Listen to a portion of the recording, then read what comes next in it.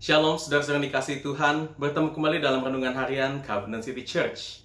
Renungan kita hari ini akan diambil dari kitab Yehezkiel pasal yang ke-37 ayat 26 sampai 28. Yehezkiel pasal 37 ayat 26 sampai 28. Beginilah firman Tuhan.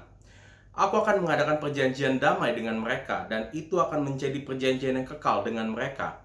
Aku akan memberkati mereka dan membuat mereka banyak dan memberikan tempat kudusku di tengah-tengah mereka untuk selama-lamanya. Tempat kediamanku pun akan ada pada mereka, dan aku akan menjadi Allah mereka dan mereka akan menjadi umatku. Maka bangsa-bangsa akan mengetahui bahwa aku, Tuhan, menguduskan Israel pada waktu tempat kudusku berada di tengah-tengah mereka untuk selama-lamanya. Demikianlah firman Tuhan. Saudara, bila saya ditanya, apa satu kata yang menggambarkan iman kekristenan? Saya akan menjawab pertanyaan itu bahwa kata yang tepat adalah covenant atau perjanjian. Saudara, kalau kita baca Alkitab dari awal sampai akhir, Alkitab dengan kata lain bisa dikatakan juga sebagai buku perjanjian atau the book of covenant. Karena Allah menyatakan firman-Nya, Ia menyatakan dirinya kepada ciptanya di dalam dunia ini melalui perjanjian. Mungkin kata covenant atau kata perjanjian yang ada di dalam firman Tuhan atau yang ada di dalam konsep saat Alkitab ditulis itu berbeda dengan apa yang kita pikirkan saat ini. Saudara, kalau kita pikir kata perjanjian, mungkin di otak kita hanya berpikir kata kontrak. Katakanlah kita mengadakan kontrak kerja atau kita membeli atau menyewa sebuah properti, lalu kita harus menandatangani kontrak di situ. Memang betul ada unsur kontrak di dalam covenant, di mana di dalam covenant terlibat dua pribadi yang berbeda, dan di situ kita mengadakan satu perjanjian untuk satu hal tertentu. Tetapi covenant lebih daripada sekedar kontrak. Covenant pun juga lebih daripada sekedar janji akan sesuatu yang akan ditepati di kemudian hari atau di masa yang akan datang. Memang hal tersebut ada pula di dalam prinsip covenant. Tetapi yang menjadi dasar prinsip covenant adalah yang baru saja kita baca di ayat 27. Di mana Allah berkata bahwa aku akan menjadi Allah mereka dan mereka akan menjadi umatku. Di dalam bahasa Inggris kata ini lebih profound atau akan lebih terdengar lebih jelas, di mana Tuhan berkata, I will be your God. Aku akan menjadi Allahmu, and you will be my people. And kamu akan menjadi umatku. Kamu akan menjadi orang-orang atau anak-anakku sendiri. Dengan kata lain, covenant menggambarkan hubungan atau relasi yang Tuhan nyatakan kepada orang-orang di mana Ia berkenan untuk berelasi. Dan inilah teman-teman yang menjadi dasar dari seluruh kisah penggenapan atau kisah penebusan di dalam firman Tuhan. Dan covenant pula lah yang menjadi dasar daripada iman kita saat ini.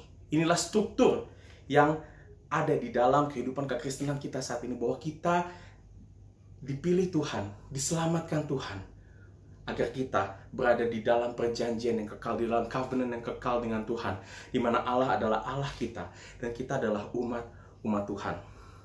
Lalu saudara-saudara, bagian yang baru saja kita baca di Yehezkiel 37 ayat 26 sampai 28, bagian ini menggambarkan salah satu dari covenant yang Tuhan nyatakan di dalam firman Tuhan, terutama di perjanjian lama. Dan firman Tuhan di dalam Yehezkiel 37 ini merujuk kepada satu covenant yang akan Ia nyatakan di kemudian hari, yaitu dikatakan sebagai perjanjian damai. Di ayat 26 dikatakan, aku akan mengadakan perjanjian damai dengan mereka. Nah, saudara, kalau kita membaca firman Tuhan, mungkin terlihat konsep covenant ini ada berbagai macam. Tuhan mengadakan covenant atau perjanjian dengan Nuh, dengan Abraham, dengan Daud, dengan Musa, dengan hal-hal atau ketentuan-ketentuan yang berbeda-beda. Lalu di firman Tuhan pun Dia juga mengadakan perjanjian atau covenant ini dengan Nabi Yeremia, dan ini dengan Nabi Yehezkiel.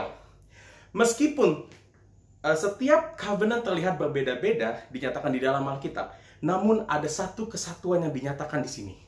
Dan satu frasa yang sering kali yang terus-menerus diulang-ulang, yang menjadi pemersatu, yang menjadi satu tujuan dari covenant, yaitu frasa, aku akan menjadi Allah bagimu dan engkau akan menjadi umatku. frasa itu terus-menerus digaungkan di dalam setiap covenant.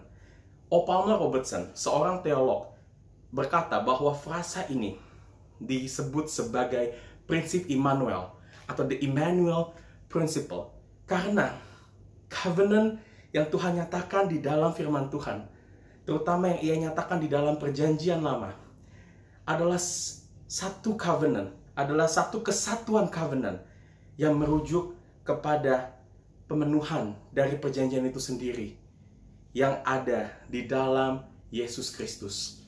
Oleh karena itulah saudara-saudara, kalau kita buka firman Tuhan kita di awal perjanjian baru, di kitab Matius pasal yang kedua, di kitab Matius pasal yang kedua, ayat yang Matius pasal pertama, maksud saya, di ayat ke-23 dan 24. Di situ dikatakan bahwa Kristus dinamakan Immanuel, yang berarti Allah menyertai kita. Dan saudara, inilah yang menjadikan pusat dari covenant kita, yang menjadikan pusat dari bagaimana Allah menjadi Allah kita dan kita menjadi anak-anak Allah. Karena pemenuhan dari perjanjian ini ada di dalam Kristus. Dan seperti yang dikatakan tadi bahwa perjanjian ini, covenant ini adalah covenant yang kekal. Dengan demikian, kita semua yang berada di dalam perjanjian dengan Allah, kita yang semua berada di dalam covenant dengan Allah, kita akan senantiasa menjadi anak-anak Allah dan Allah akan senantiasa menjadi Allah kita. Apapun kondisi hidup kita, saudara-saudara sekalian, baik kita sedang sulit, baik saat ini kita sedang bergumul dengan berbagai macam persoalan hidup kita,